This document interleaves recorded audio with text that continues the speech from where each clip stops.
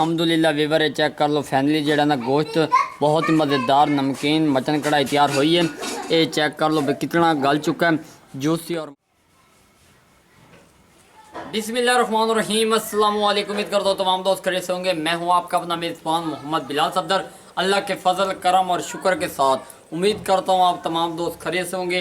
तो आज अल्हम्दुलिल्लाह ईद का दूसरा दिन है, तो सोचा आज आप लोगों के लिए तैयार कर लें नमकीन मटन कढ़ाई विलेज स्टाइल के साथ। बनाना बिल्कुल आसान तरीका है, कोई मुश्किल नहीं। तो बिना टाइम वेस्ट के हम लोग चलते हैं वीडियो के वीवर। जिमें कि तुहानू पता इहदे विच गोश्त जिहड़ा असी उबाल के रख लिया। ये चेक कर लो किस तरह सॉफ्ट और मुलायम इहदी लुक नज़र आ रही है। ये वेख लो माशाल्लाह जी, बनाना बिल्कुल आसान तरीका, कोई मुश्किल नहीं। पहले नंबर तो तुसीं गोश्त नूं उबाल लेना, उस तो बाद इहदी यखनी पे, उस तो बाद इहदे विच प्याज तकरीबन 1 किलो, उस तो बाद हाफ KG टमाटर पे, उस तो बाद 2 गुच्छे इहदे विच अदरक के इस्तेमाल होणगे, 15 तो 20 गुठियाँ थूम दियाँ यूज़ होणगियां। ये सारा तरीकाकार A to Z तुहाडे कोल शेयर कर रहे हैं।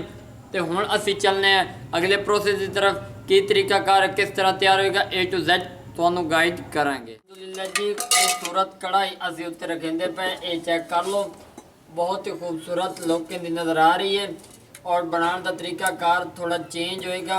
A to Z तुहाडे को गाइड करांगे और हर वीडियो की तरह तुहानू मैं रिक्वेस्ट करना वीडियो को आखिर तक जरूर विखें ताकि तुहानू मुकम्मल तौर पर रहनुमाई मिल सके। तो अगर अभी तक आप लोगों ने बिलाल विलेज फूड को सब्सक्राइब नहीं किया तो जल्दी से कर दें, मुहब्बत का शुक्रिया। ये घ्यो असी इहदे विच पा दिता है। तो इस घ्यो दे विच असी वो वसल पावने ने, वसल तुहाडे सामने पा देने। तो बिस्मिल्लाहिर्रहमानिर्रहीम, ये वसल असी इहदे विच पा दिते ने। घ्यो इसे दे विच गर्म होंदा रहे ते वसल वे वसलां नूं असी गोल्डन करेने ते वत तुहानू विखाई। अल्हम्दुलिल्लाह वीवर, जिवें कि तुहानू पता वसल मेरे रोस्ट होने वाले तकरीबन 10 तो 20% रह चुके ने। नाल लगदे मैं कि थोम दी कोट लवां। बिस्मिल्लाहिर्रहमानिर्रहीम, ए दौरी जंजा साडे देहातां दे विच बहुत ही ज़्यादा मशहूर है। अक्सर लोग जग का इस्तेमाल करेंगे लेकिन असी जग वाले लोग नहीं, असी अपनी सादी लाइफ सादे माहौल दे विच तैयार कर रहे हैं। ये चेक कर लो जी, अल्हम्दुलिल्लाह जी, बिल्कुल देसी तरीका इहदे विच इस्तेमाल किया जा रहा है। ये थोम के जवे जेड़े इन्होंने ना लगते असी कुचेंदे पे, ना लगते वसल भी अपने हिला रहे हैं। बिल्कुल प्रोफेशनल और खूबसूरत तरीके नाल कर रहे हैं। वीवर है चेक कर लो, वसल साडे बिल्कुल रोस्ट हो चुके हैं, बहुत ही खूबसूरत इन्हों का कलर आ गया। इस तरह तुसीं ये रोस्ट करने नमकीन मटन कढ़ाई करना सब तो परफेक्ट तरीका है पे वसलों को रोस्ट करना। उस तो बाद असी थोम ते अदरक का पेस्ट पेंदे पे। बिस्मिल्लाहिर्रहमानिर्रहीम, अल्हम्दुलिल्लाह जी, ये विच मैं पा दिता है।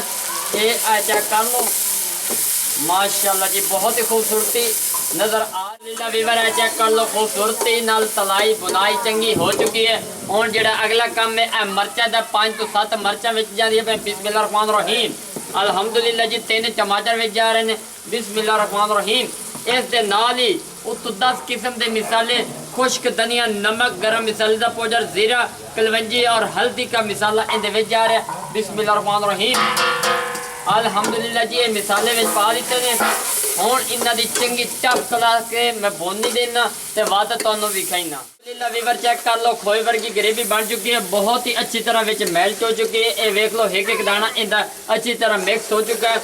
और मजे की गल है कि बुनाई चंगी टफ क्लास की की है क्योंकि नमकीन मटन कढ़ाई है। तो उनके कड़ सब तो पहले मुड़ा गोश्त जा रहा है। बिस्मिल्लाहिर्रहमानिर्रहीम, अल्हम्दुलिल्लाह जी, ये असीं इहदे विच गोश्त पा दिता, बहुत ही खूबसूरत लुक नज़र आ रही है। तो हुण असीं इहदे उत्तों थोड़ी जी यखनी साडे कोल बची हुई है, ये असीं इहदे उत्तों पाइंदे पे। बिस्मिल्लाहिर्रहमानिर्रहीम, अल्हम्दुलिल्लाह जी, ये थिदाई है, चिकनाई है। ये इहदे विच इस्तेमाल करने का मकसद ये पिया कि इहदे विच अच्छी तरह पकाई हो जाए और थिदाई इहदी कायम रहे। और असल टेस्ट चिकनाई दे विच हुंदा जिहड़ा लोग वेस्ट कर देंदे ने। अल्हम्दुलिल्लाह इहदी असीं अच्छी तरह पकाई करेंगे तो वत तुहानू लुक विखाने। लेकिन उससे पहले अगर आप लोगों ने अभी तक बिलाल विलेज फूड को सब्सक्राइब नहीं किया तो जल्दी से कर दें, मुहब्बत का शुक्रिया। अल्हम्दुलिल्लाह, माशाअल्लाह, सुभान अल्लाह जी, बहुत ही खूबसूरत इनका टेस्ट और लुक नज़र आती पई है। तो इहदे विच जिहड़ी असीं चिकनाई पाई है ना, इन्हूं असीं अच्छी तरह रोस्ट करेंगे, खुश्क करेंगे। उस तो बाद अपने वीवरां दे कोई शेयर करांगे। बेफिक्र हो जाओ, इतना ज़ायकेदार नमकीन मटन कढ़ाई तैयार हो रही है विलेज स्टाइल के नाल। उम्मीद है तुहानू पसंद आए। अल्हम्दुलिल्लाह व्यूअर फाइनली जिहड़ा ना तैयार हो चुका है। 1 तो 2 मिनट असीं इहनूं पकाइने आ, उस तो बाद उतार के अपने व्यूअरां दे कोई शेयर करेंगे की तरीकाकार A to Z गाइड करांगे। अल्हम्दुलिल्लाह व्यूअर चेक कर लो, बिस्मिल्लाहिर्रहमानिर्रहीम, माशाअल्लाह जी। ए चेक कर लो फाइनली इहदी लुक तुहाडे सामने गरम फुल है। ए वेख लो जी, माशाअल्लाह सुभान अल्लाह जी। ये देख लो जी, इहदी लुक तुहाडे सामने नज़र आ रही है, बहुत ही खूबसूरत। हुण असीं इहदा टेस्ट करेंगे तुहाडे सामने वही विखेंगे। व्यूअर चेक कर लो फैमिली जिहड़ा ना गोश्त बहुत ही मज़ेदार नमकीन मटन कढ़ाई तैयार हुई है। ये चेक कर लो भी कितना गल चुका है, जूसी और मज़ेदार।